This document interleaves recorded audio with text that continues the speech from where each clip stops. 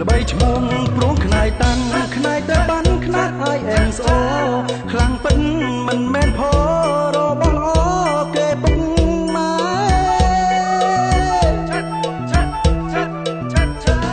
ខ្នាយបងតើខ្នាយអ្វីខ្នាយជ្រូកព្រៃឬខ្នាយមន់ចែ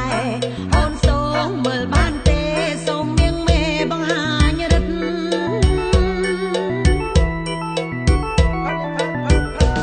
ខ្នាយក្លឹមហើយវាខ្លាំងអាចតតាំងគ្រប់ទីងងឹតបើចង់ឲ្យសះសិទ្ធសូមមិត្តក្តាប់ជាប់ដៃ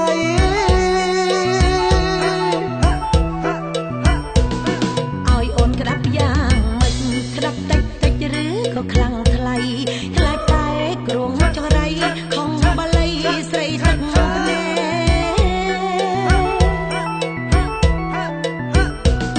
ត្រូវកាន់ខ្នាយឲ្យណែនកុំប្រឡែងហើយកុំស្រែកប្រយ័ត្នខ្នាយបងបែកបងទឹកភ្នែកហើយលែង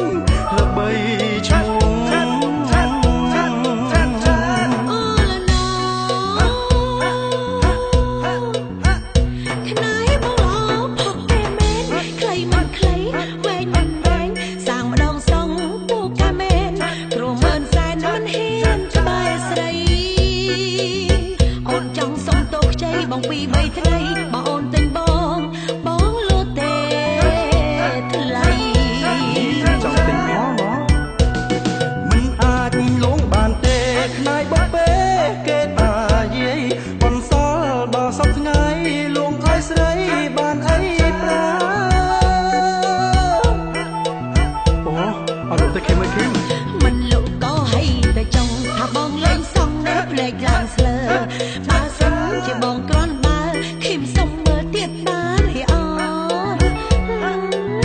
អូហូចង់មើលទៀតអឃីមអើយកុំញយពេកខ្នាយតាន់ស្លេកខុសបែបបត់សង្ស័យខំក៏មាត់បងប្រកាសអាសន្នហើយប្រកាសអាសន្ននាងសុំនៅប្រកាន់បានទេជឿចុះណាប្រុសនាងមេនាងកាន់នៅមិនអោយសាក់រិលថ្ងៃក៏កាន់យប់ក៏កាន់ខ្នាយកាន់មិនចេះខ្ជិលព្រោះខ្នាយបងស័ក្តិសិទ្ធនឹងណាពិតជាស័ក្តិសិទ្ធមែនហើ